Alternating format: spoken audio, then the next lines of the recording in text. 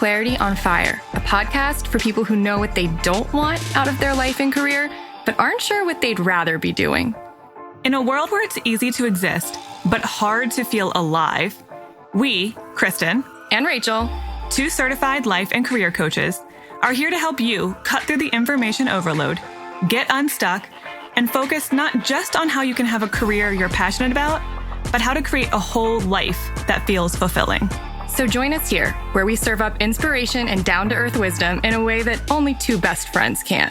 We want you to experience the relief of knowing that, yes, you're allowed to want more out of your life and career. And no, you don't have to wander through the dark anymore.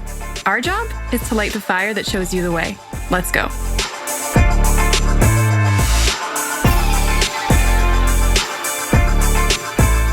Do you remember when I had a hankering for Greek food and we went out to lunch like a month ago? Yeah. And we were eavesdropping on the people who were sitting next to us? Yes. Okay, we weren't purposely eavesdropping. Well, they were so close. And they were talking loudly.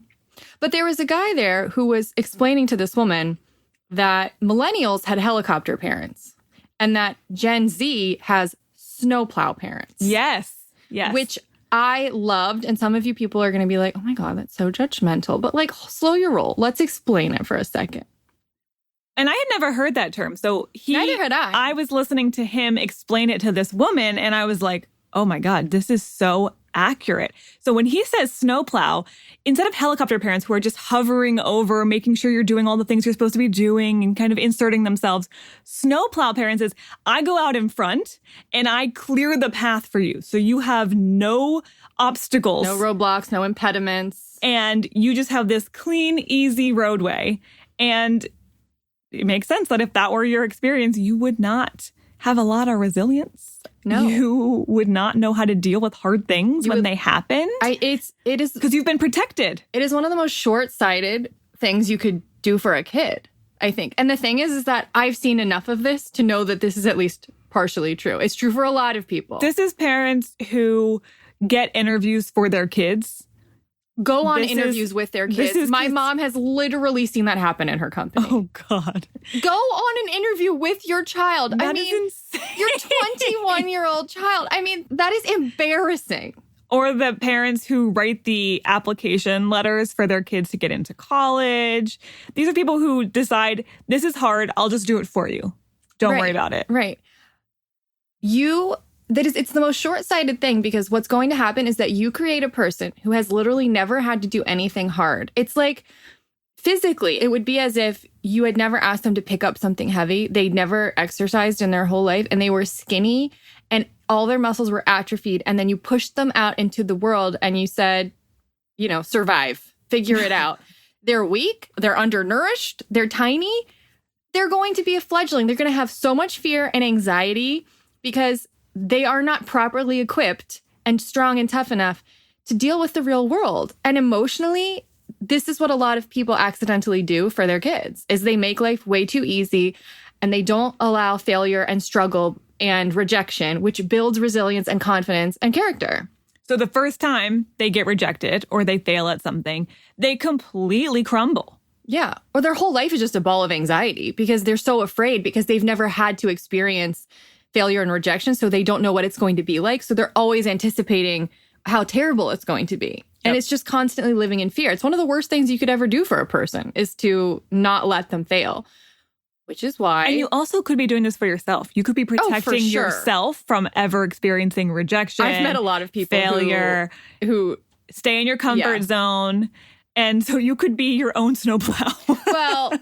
I don't think it's possible to be your own snowplow, because then you'd have to be getting out ahead of things, making life easier for yourself, which means you'd have to be encountering the obstacles. But I have met a lot of people who try to insulate themselves from failure and rejection. Totally. So that they won't have to deal with the anxiety and the fear that come up because of it. So that is why this conversation with Alex is so important, is because he is basically the antidote to this. He has absolutely conquered his fears in so many ways. He has been rejected so many times and it hasn't changed his direction in life. It hasn't gotten him down. And he really believes that you can teach yourself to become more resilient. You can practice it. And it's just like a muscle that you build. So we're going to get more into what he calls rejection therapy in this episode. And lots more. That's not even the only thing we talked about. We talked about his whole journey. We talked about, how he was on Wall Street making a ton of money, and then he just quit and to make almost the exact opposite amount of money, which is close to nothing. And knowing the what journey of getting there. Yeah, knowing what path is right for you and how to know when you're off that path. And we get into so much good stuff. So let's read his bio. So here's more about Alex. Alex is the co-founder of financial technology startup Pay Club, a free app that allows groups of friends to manage and budget money together. He's also the host of the Moving Up podcast, which we have also been interviewed on, but it hasn't gone live yet, where he interviews business leaders like the co-founder of Venmo and the co-founder of Facebook about the struggles and successes they've encountered along the way. Alex got his MBA from UCLA Anderson. His background is in investment banking, working for JP Morgan and Houlihan Lokey, and then in the strategy group of a digital media company in Santa Monica. Alex lives in LA with his wife, 9-month-old baby girl Elle, and golden doodle Smith. He grew up in Park City, Utah, and loves to ski and golf. He has a great story about growing up in Park City. Yes, he does. It's so funny. So I hope you enjoy this conversation. At the end, we're going to come back and talk a little bit more about challenging yourself to practice some rejection therapy this week. So enjoy this, and we'll be back in a little bit. Hey, Alex. Hey, guys. Thanks. Hi. I feel like people often feel assaulted by the fact that there are two of us. No, you get double highs. Lucky me. No, I'm honored. Well, so we've introduced you already, so people get a little bit of an idea of who you are and what you're doing now. But I would love to start by asking you how you got to where you are now, and to give us a little bit or a lot. I'm happy with however much you want to give us of your backstory. Yeah. So I'm 32 years old now. I'm sitting in my office in Los Angeles. It's not a sunny day here. It's actually cold and cloudy. Oh, not wow. normal. Sunny in LA. Come on. Good day to do a podcast. Be inside. Perfect. My story, it's a career, ups and downs and twists and turns. I grew up in Park City, Utah, and I was the most entrepreneurial kid ever growing up. I mean, I can't tell you how many different businesses I had, and I just kind of always had my hands in something. And then as I got older and I started to go to college, I started to let society influence, what I should be doing. And so I started moving away from all of my entrepreneurial pursuits, which really just came so naturally to me, and started going towards what our society says is valuable. So I wanted to get one of these really prestigious jobs on Wall Street, working at an investment bank. And so I kind of just put all my energy towards that. And then I made it happen, I graduated in 2009. So I got it right in the middle of the financial crisis, which made things even harder. And then I had that job for a couple of years. First, I worked for JP Morgan, and then I moved to this other investment bank called Houlihan Lokey out in Los Angeles. And then this really funny thing happened, like this job that basically I had worked my entire life to get and was so happy when I did get it. I started to not really like it so much. And I was like, well, this can't be. This is what my whole 21 years of existence have been built to get. So it was like I was a little lost when I started to not like this job, not really know what my purpose was to do in the world. And, I'd gotten away from that entrepreneurial spirit that was so inside of me. But when you're working, these 100-hour work weeks in investment banking and you're an analyst, and they kind of like beat that spirit out of you, and you're doing things, their way and not entrepreneurial, and getting realization now, the reason I didn't like that job was because it was so unentrepreneurial and so focused in what I had to be doing, and the tasks were so specific. And I was always thinking like, oh, what if I did it like this or like that? And that was just not a skill set they valued there. So, but it took me years to actually come to that realization. And I went to business school, and I got another job before business school. And now I'm like a full-fledged entrepreneur again. I've got my hands in a bunch of different things. But like I said, this was like a 10-year journey from undergrad till now, and with business school added in there to get that all figured out. Well, I know a lot of people are probably relating to the part of your story when you were not really feeling aligned with your work. the years when you were doing something that on some deep level you knew this isn't right. So I'm curious if you can put us a little bit more in your headspace of how did that feel? What was your thought process? And what were you thinking in terms of what you thought was wrong in the midst of that? Yeah, it's almost like, how did you know it was wrong for you? Yeah, well, I mean, frankly, I wasn't that good at the job, but I kept saying like, oh no, like I'll learn, I'll get better, I'll work harder. I mean, this is a job where you're working till 3 a.m. every night, and it's tough because you're getting paid so much money. I mean, I made 6 figures my first year out of college, and it just ramped up from there. So you're getting paid so much, and like society, like it's this prestigious job. You're walking around like you're so important, and I mean, you're not saving people's lives. You're just helping businesses buy and sell one another and raise capital. But like you get all caught up in this world that like you're really important and the work you're doing is really valued and you're making lots of money. And so the fact that I didn't actually like the work or wasn't that good at it, I was able to just kind of like put that in the background and be like, well, it doesn't matter because like what I'm doing is the best. But then that only lasts for so long. And you're like, you want to be good at your job and feel like you're motivated and doing what your authentic self should be doing. And that was just never there. So it was like this big reflection period, which didn't happen quickly. It happened over years. And I told you it required me going to business school, but I left that investment banking job pretty much to go get another job where it wasn't investment banking, but I was using my investment banking skill set. It was like an internal investment banking job where I was buying and selling websites for a digital media company.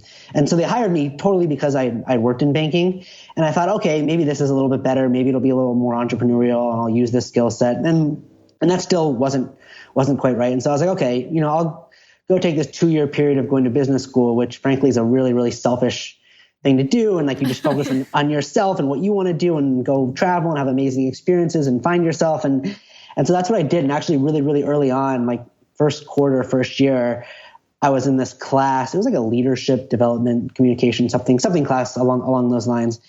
And the professor of it is like a CEO coach sort.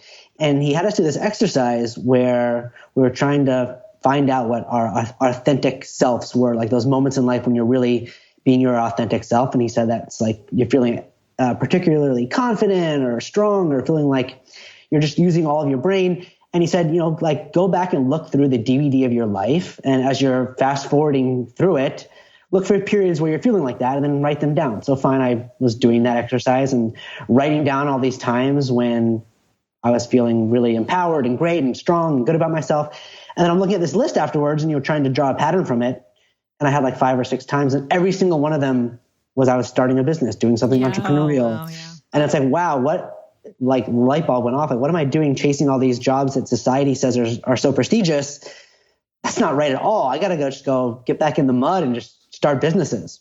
I would love to hear some of the earliest entrepreneurial things you did as a kid, just because I think it's probably really funny and telling, because I think what people are attracted to as children is very often what they realize they have to get back to as adults. Yeah. So I actually set up a car wash at like the local golf course. And then that's a good place to get all those rich golfers to pay you. Yeah, we'd wash their car. I mean, I was washing like 10 cars a day, like just in the morning, like by myself. It was like so busy. And then I got like all my friends to start helping me. And then we expanded to like there were 4 golf courses in my town. And we had operations at all 4 golf courses. And then by the end of it, I wasn't even having to wash the cars anymore. And I love it. You were managing the car washer. But then I had like all these problems. I had like my brother doing it and he was like trying to manage a car wash and like he was just not built for it. And he had a lot of angry customers. But, and then another one. Family is hard. Yeah, the best one is I grew up in Park City, Utah, where they have Sundance Film Festival. And so every year during that couple-week period of the film festival, there's probably like 1 million people that are in my like town of like 10,000 people. And so the infrastructure is there from like a hotel perspective because like there's lots of hotel rooms for skiers and that sort of thing. But this was way before Uber. There weren't any taxis. So I saw this opportunity of like, how are people getting around? So I took my mom's SUV and I like got these like decals from Home Depot and they said taxi and like I strapped these things on. And actually my dad he's an entrepreneur too. And he had done some work with like the police and he had this like one of those police lights you see in the movies that you can just like plug into a cigarette lighter and strap on the top of your car. And so I had this like red light that would just straight up blind people. And I put taxi all over the car, and I was driving around, and like from second one, I basically had people in my car until I stopped doing it like late at night. And it was just like, wow, I kind of like struck a chord. Like there's an incredible opportunity here. And the first person said to me, well, how much do I owe you? And I hadn't even thought about it. I was like, oh, interesting. How am I going to charge for this? And I just said, well, give me a tip. And that first person just gave me $20 for probably like a 5-minute ride. And I was like, okay, wow, I got to keep this going. I mean, that first night I was actually pulled over on the main street of my town, and there were like 5 or 6 cops around me. And they were like, who are you? What are you doing here? Where's your business license? Like, where'd you get this police light? And I'm like, I go to the high school here. Like, you go to the high school here? Like, what are you doing? Like, go home. And so I was like, okay, well, this is like a hurdle, but I'm obviously not going to stop this. I think I made like $1,000 like the first night. So I put away the light, and then I changed the taxi letters to say free rides taxi. And I was like, okay, maybe that'll get around the business license thing. And they pulled me over again, and they said, no, you just cannot say taxi. And so I signed. I just said free rides. And the demand was still as great as ever. And they actually pulled me over a third time. And I sat there for like 20 minutes, and they were like, actually, you're good. You've circumvented the system. Like, there's nothing we can do about this. So right, because they were just tipping you at that point, right? Like you were like, oh, I don't charge. I just take tips. Yeah, exactly. I was just doing a service, driving people around, and I had celebrities in my car, and I had people that gave me $100 tips, and again the same thing. All of my friends wanted to do this, so I got all of them in their parents' cars, and we were driving around, and it was like a pretty cool little startup. Yeah, you were the original Uber. I know, dude. Like missed opportunity, right? You could have gone back and invented Uber when you were 16. I mean, come on now. Uber's in Utah now, but like before they would like ship in a bunch of cars for the festival. And so, yeah, I was way before, 10 years before that. That's hilarious. The tenacity of that. Like, I don't know a lot of people who would have gotten pulled over 3 times would have just kept going. Well, I mean, I was like printing money. So it was like I came home that first night, and my brother and I were like, I'm like 16 years old. My brother and I are like rolling around in the money like we're Richie Rich. That's amazing. Okay, so it's very clear that you are an entrepreneur at heart. Just every cell in your body was drawing you to that. And yet, all these societally held beliefs swooped in and convinced you to put that aside for years. Yeah. So I'm curious, what were some of those beliefs that you temporarily subscribed to that pulled you away from entrepreneurship for a while?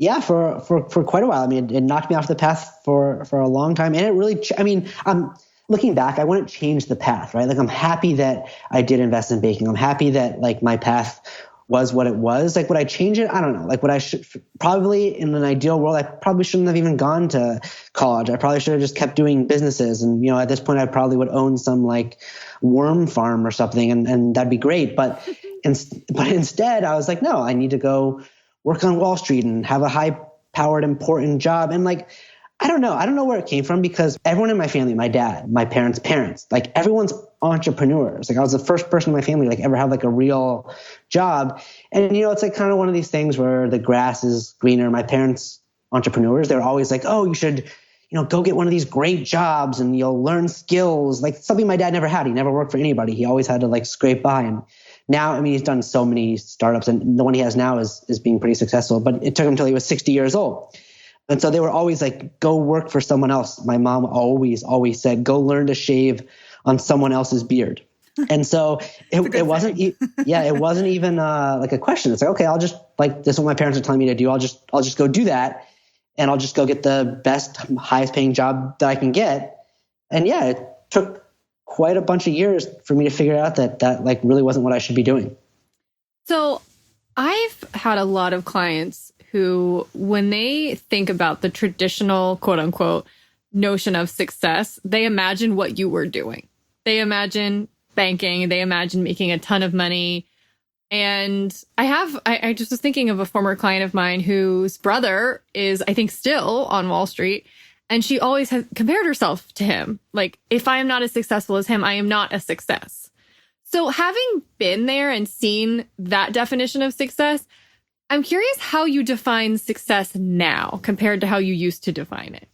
Yeah, I mean, Sure. Society says that money is a good scorecard for success, right? But I mean, it's just kind of like the paper feeling. It's not, you don't feel, there's no sense of pride, sense of authentic ownership of like doing what you were put on this earth to be doing. And I can tell you it's a shared feeling. I mean, I have plenty of friends now that are making close to $1 million and none of them like their jobs. None of them are happy. They all are envious of my startup stuff now, but like, they're so like deep into this world that it's tough to like leave a job paying you that kind of money to go do a job where you're making nothing. And I had one buddy do it and he's actually like traveling the world for a year now. He left Blackstone, but it's tough to do like once you're in that world. And it gets back to this like grass is green elsewhere idea. It totally is, because everyone who has these high paying jobs is like, you know, I'd rather be doing something where I'm feeling like I'm doing what I want to be doing. And everyone who doesn't is like, oh, if I just had one of these jobs where I worked for Goldman Sachs and was making $500,000, then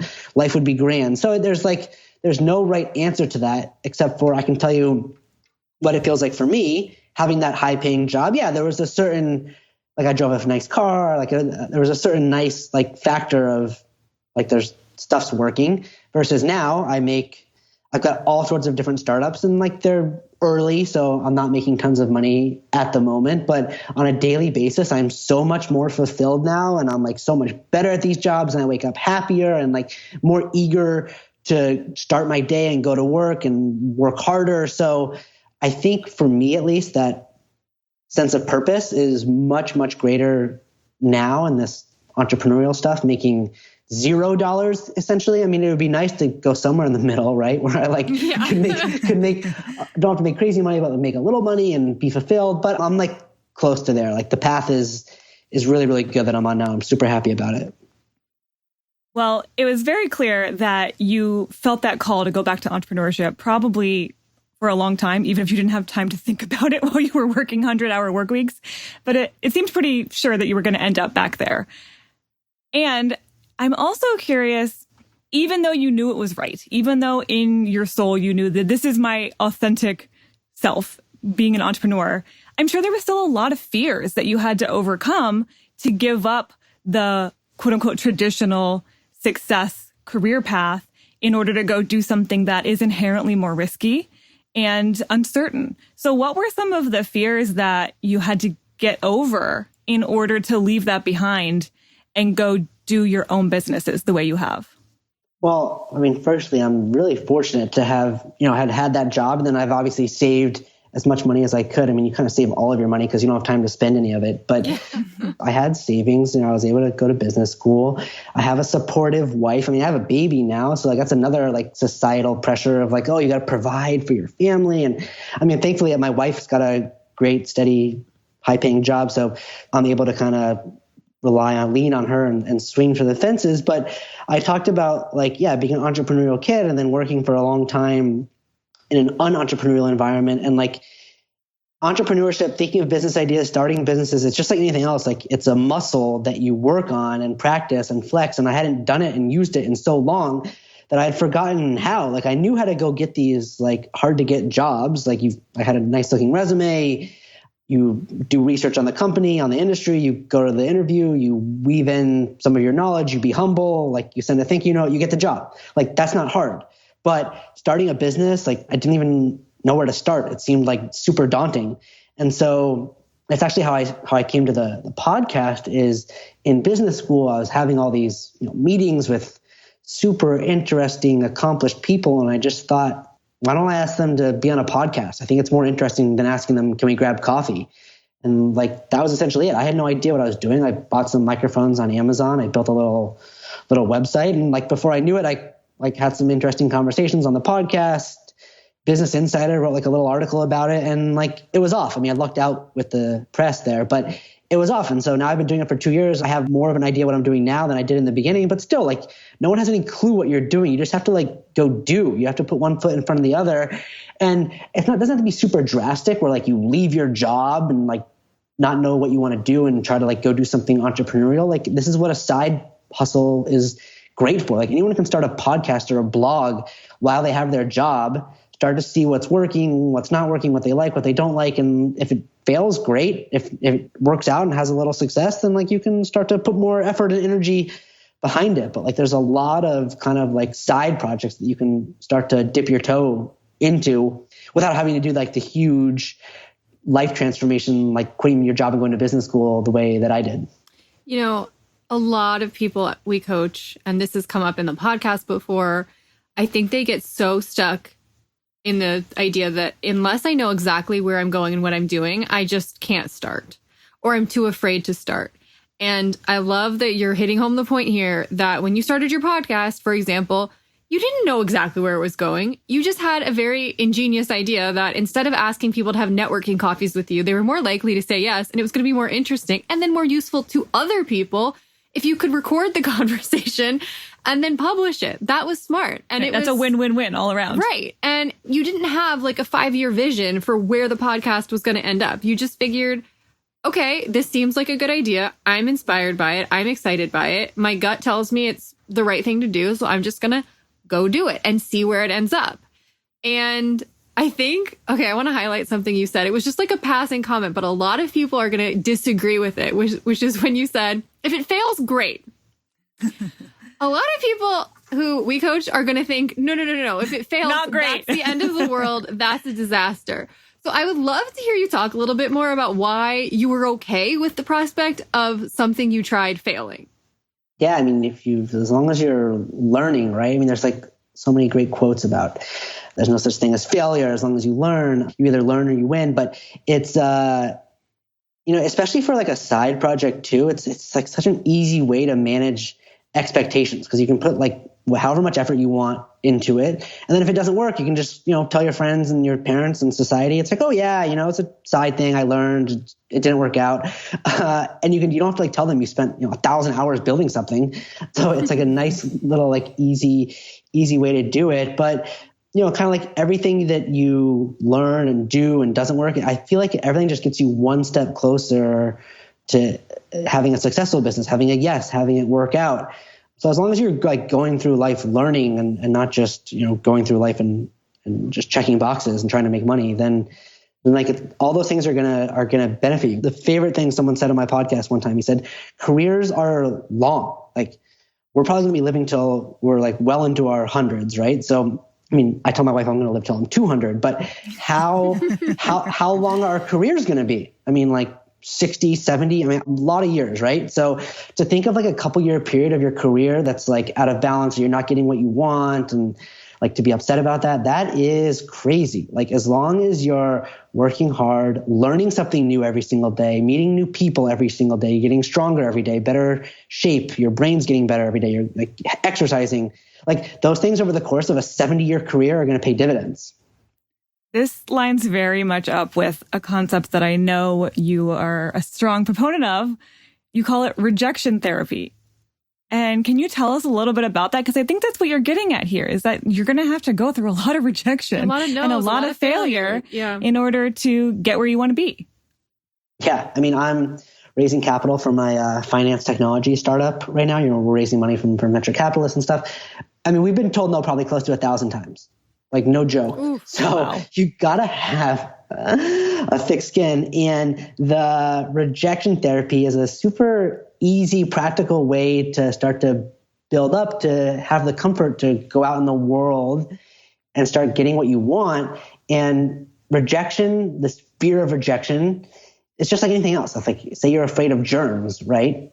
Well, every day if you go touch some like dirty door handle or put your hand on, something that's got germs, like over time, you're going to start to see, well, I'm still alive. I'm not sick. Like maybe germs aren't quite that bad. Same thing with like, you're afraid of spiders. If you like go live in the rainforest, you're not going to be afraid of spiders for very long. So you can like desensitize yourself to the fear of these things. Well, rejection's the exact same way. I mean, our brains are programmed not to want to hear no, not to be rejected, not to put yourself in uncomfortable situations.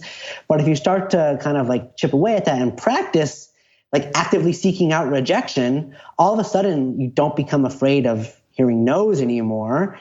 And you start to see the world in like a really positive way. You get a sense of humility. But the way that you do it is kind of a cool way of building up, is you actually go seek out getting rejected. And you can do it in simple ways.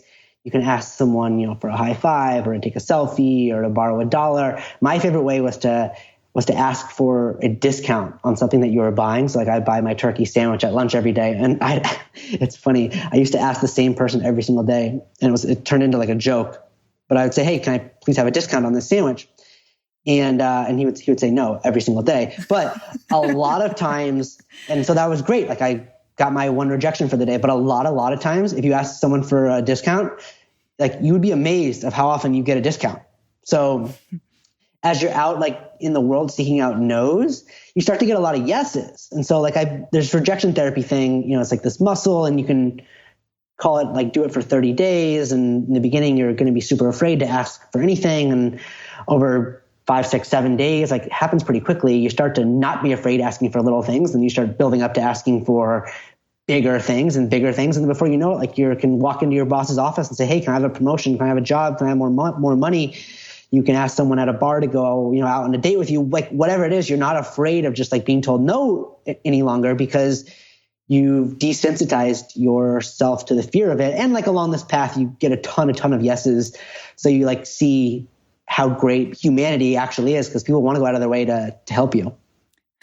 I'm just imagining the cold sweat that some people are breaking out in right now when you said, go seek out no's, go seek out rejection. But I really like this idea of starting small with things that don't really matter. It doesn't matter if you don't get a discount on your sandwich, your turkey sandwich at lunch today. So a no is not going to sting so badly, but you can build yourself up to bigger and bigger asks, where you're not so nervous anymore because you've kind of desensitized yourself. It's like exposure therapy. You expose yourself to bigger and bigger rejections until it just doesn't bother you so much.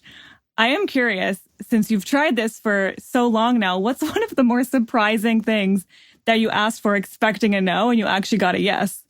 I mean, yeah, it's funny. And the period of confidence building, it happens in like a couple of days or a week. It doesn't take long. You ask for a few discounts on a couple of sandwiches, or like buying a sweater at Bloomingdale's, which, like, by the way, you get 10% off every single time if you ask for it. What? You gotta do that. It like all of a sudden you're just like not afraid to ask for stuff. But the flip side is also true. If like once you stop doing it, you start to be afraid again. So like you got to like keep the muscle exercised. I mean, I've asked for so many things. I mean, to cut like super long lines at like, and there was like an ice cream truck that had like a 2-hour long line in Los Angeles. And I was like, I just asked the person right in the front, I said, hey, can I cut you? And they said, sure. I don't think the rest of the people in the line were very happy. Or there's, I don't think I mentioned this, but I love golf. And now that I have a baby, I get to play less golf because it takes up a fair amount of time. But my wife never understands why it's either 9 or 18 holes. She's like, why can't you just go play like 5 or 6 holes and be back in an hour? And so I asked the guy at the golf shop one time I was over there, I said, hey, can I just pay for 5 holes? And he just like looked at me like I had 2 heads. He was like, no, because the 5th hole is like on the far side of the golf course, and like you'll be stuck over there. So no, it's 9 holes or 18 holes. But I mean, I was walking by a film set one time. I live in LA, and I asked if I could call action and slap the clipboard thing, and they said sure. And so I called action on some like John Travolta movie. I've asked if I could like go into a steak restaurant and see where they cook the steaks and keep the meat. I asked to like see the cockpit of an airplane. So like people are always wanting to say yes. Like if they can, like you're gonna see this. Like it's strange. They want to go out of their way to say yes to you. But if you get that yes, then you're still on the hook that day for the rejection. You still got to like go get rejected in some other way. Oh, okay. You have to up the ante even more. I mean, the goal of this is to be rejected every day, once a day. That's amazing. It's so funny. I feel like half the reason people probably say yes is because you surprise them by asking at all. Like most of the time people aren't going to ask, can I call action? Most people aren't going to ask to see the cockpit of the airplane. And so it's just like when you ask, people are probably going to be like, oh, okay. They're going to be taken aback at you having the audacity to ask, which I think is really cool. They're happy to do it. And the final piece of this is, it's like, we're all afraid, when I was in business school a couple of years ago, like you're sitting in class, it's like, well, should I ask this question? Is this a stupid question? What are other people going to think of me once I ask this question? You analyze like asking a question, for however long it takes the professor to call on you, 15 or 20 minutes or something. And then you ask the question, and like within 30 seconds, no one even remembers the question that you asked, no matter how stupid it is, right? Because like we're all so caught up in our own beings. Are we having a good hair day today? Like, when was the last time you saw someone else that like wasn't having a good hair day and like remembered that they weren't having a good like That's true. Never. So like this, by putting yourself out there and like asking for stuff, it starts to like, you start to realize that no one cares. Like, you ask the guy for the discount, he says no, and then you move on, and like no one's at any different place. No, he doesn't even remember in 5 seconds that you asked for that. Right. Or you get a yes, and then you actually get to save money. So you save money all the time. And like, I've been out with friends and like, we like fight of like who wants to ask the waiter for a discount after we get the bill at the restaurant, because like everyone's all jazzed up on rejection therapy. Oh, I love that you've enlisted a bunch of your friends into this too. I mean, it's a simple thing to do, and it's like life-changing. This is amazing. I'm like, whoa, I could go out to lunch tomorrow and just be like, I would like money off of this meal. And then just like wait for their response. Well, and like you said, worst case scenario, they say no, and then everyone immediately forgets about it. Yeah. I mean, right. Who's like, what waiter's going to go home and be like, you won't believe what happened today? Yeah, that's not the way the world works. Everyone thinks it is. Everyone thinks people, all they do is go home and think about them, but they don't, because they go home and think about themselves. So I wonder this, and I think that other people might be wondering this as they're hearing you. Is there any rejection you are actually still afraid of at this point? I mean, I'm like not well practiced in it right now, so I would have to get the muscle back going up again. But okay, you atrophied a little. Yeah, I mean, obviously a human being, right? Like our brains are hardwired to not right, of course, have rejection. So yeah, I don't like doing it. Actually, I'm allergic to peanuts. Oh. And growing up, 30 years ago, it wasn't common. Like no one was allergic to peanuts. I was like the only kid in my school. I mean, now it's super common. There's been some kind of change in the environment or something. But my mom growing up was always like so overprotective of me. And so every time we'd be someplace, she would always be the one asking if there were peanuts in this food or whatever it is. And so my whole life, I never had to ask. And so now that I'm an adult and I have to ask, I'm like not conditioned to doing it, and I don't like doing it. And I'm like, I don't know why I'm afraid to ask a waiter if there's peanuts in something, but I'm not afraid. I just don't do it because I'm not used to doing it. So now I try to get my wife to do it, or it's like not a great position to be in. So now I tell kids or parents that have kids that are peanuts, I say, don't always do all the asking for them. Like make them do some asking. It's the same principle. It's like you got to get conditioned to like going out in the world and asking for what you want. Yeah. Oh man, I think that's a really great suggestion for anyone who has kids is have them ask for things and get rejected and realize it's not a big deal. I mean, seriously, how many kids are just, inadvertently entitled and spoiled because they've never had to do anything hard. They've never had to have an awkward encounter, or they've never, no one's ever just flat out told them no. And I think that builds resilience. I mean, that's so much of what you're saying is that resilience is just a muscle that you build, and you can go out there and seek opportunities and experiences that help you build it.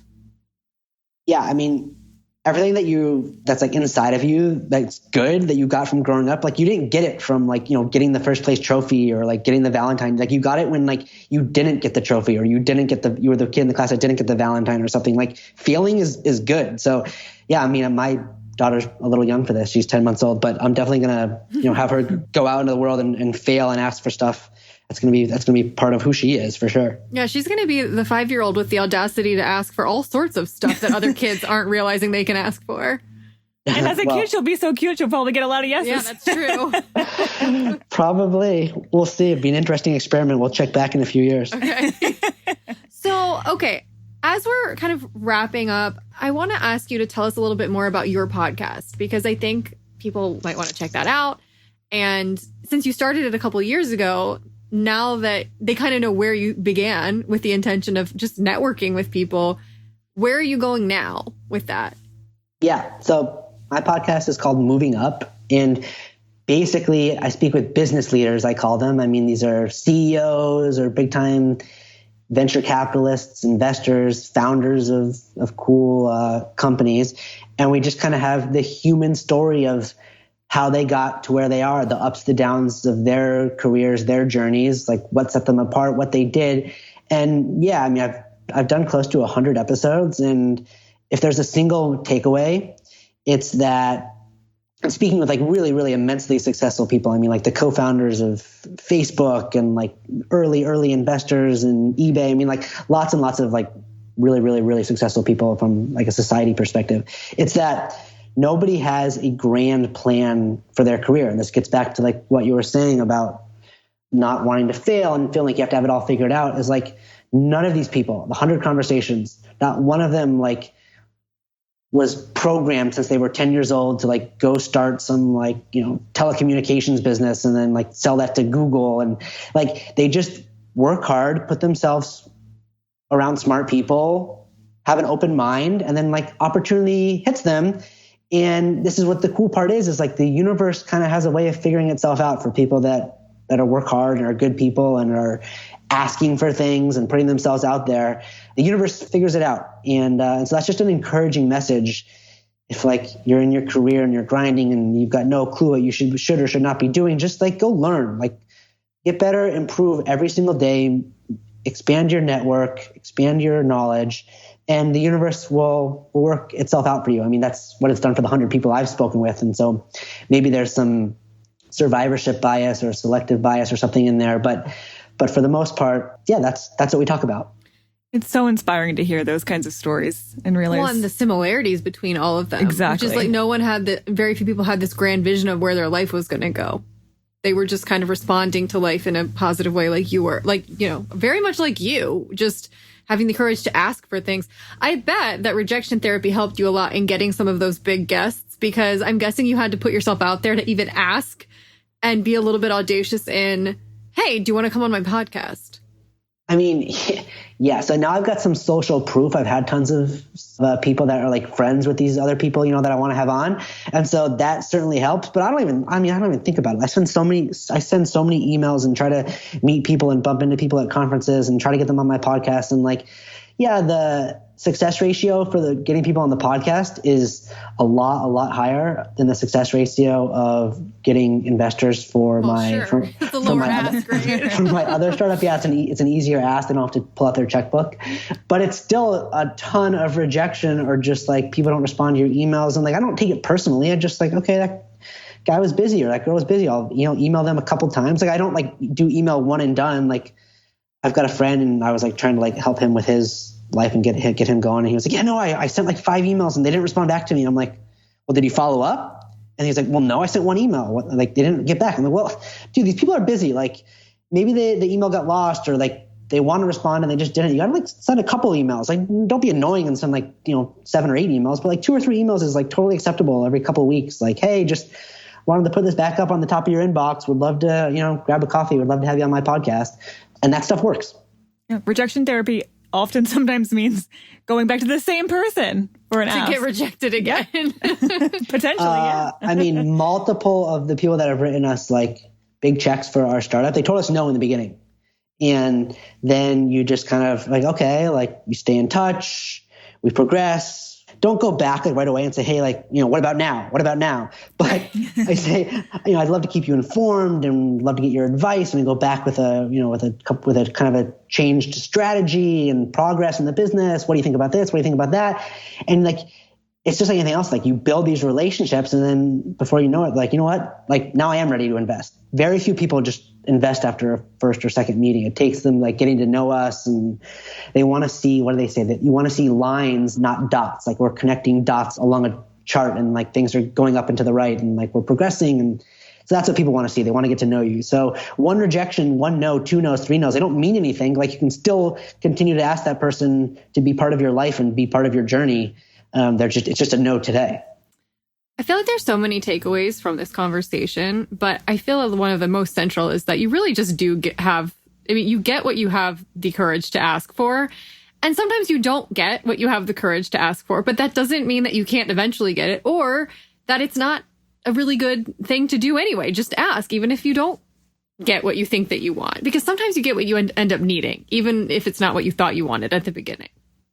Oh, yeah. I mean, when we were asking for investment really early on, like, we were in no way like ready to have real investors. Oh, and right. It takes building and progressing and talking with thousands of people and refining the idea and the pitch. Like, it takes all of that. So I'm looking back where we were a year ago, and we were like upset that we weren't getting investment. It's like, well, look where we are today. We weren't ready for it. And so, yeah, I mean, you got to go through, like, being successful is not easy. No one's just going to like hand you stuff in life. You got to like go through these hard times and like get rejected over and over and over and over again, because like each one time you get rejected, you get one step closer to that yes. Yeah. I want to challenge everyone listening to this today to seek out one rejection today. Yeah. Even if it's really small. Yep. I want that to be like a community challenge that we all do together today. I would love that. Someone sent me their rejection of asking for a discount recently. I was like, oh, this is awesome. Like they put a little soundbite on Twitter and tweeted it. And like, it's so cool to see. I think that would be really fun. So we're going to challenge people to do that. Well, so people can go listen to Moving Up on, I'm sure, wherever podcasts are downloaded. And where else can they find you? Yeah, I mean, Twitter, A Grodnik. You can email me even, Alex at wallstreetoasis.com. You know, maybe it takes 1 or 2 emails, maybe 3 emails, but I'll get back to you. I do 0 inbox, so I respond to every single email. It's very Tim Ferriss of you. Yes.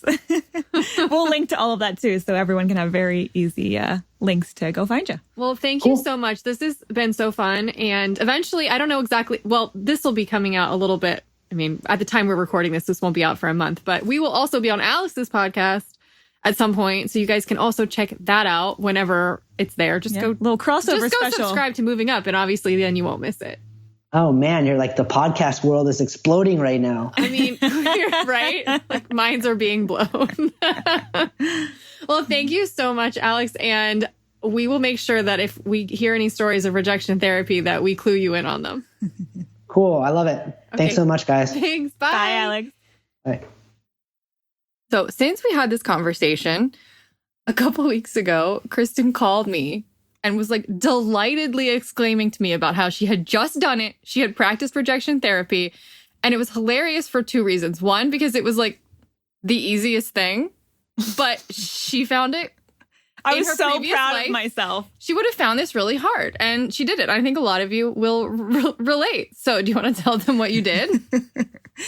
Okay, so I was home in Richmond recently for my brother's high school graduation, which, can I just say, that makes me feel so old. Well, you are a lot older than him. Yeah, I know. You are 13 and a half years older than him. I know. It's wild. So I was home for his graduation. And one of the afternoons, I had plans all day. I was going to be out and about. And I wanted to have a nice quiet space to do a little bit of work in the afternoon and be able to take a call in a private space. And you can't take a coaching call in a coffee shop. That doesn't work very well. No. And you can't rely on a library to always have a quiet space for you necessarily. So I was trying to rack my brain, and I thought, I need to find a co-working space. So I find this perfect co-working space right in Richmond.